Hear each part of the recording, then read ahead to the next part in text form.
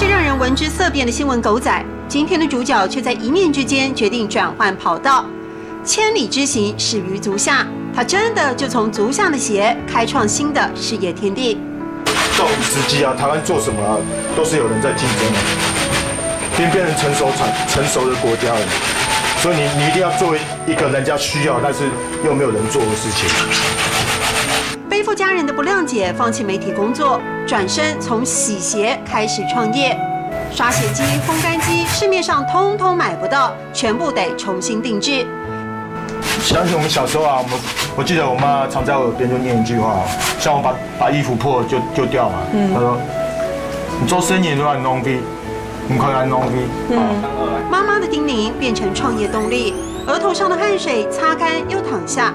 余国栋不走回头路，因着客家人的勤俭，洗鞋大人相信，每天多洗一双鞋就能洗出一片天，圆梦并不会太远。爱勤俭莫浪费，爱勤俭莫浪费。唔好浪费，唔好浪费，还有比较常用的哦，唔好大送，唔好大送。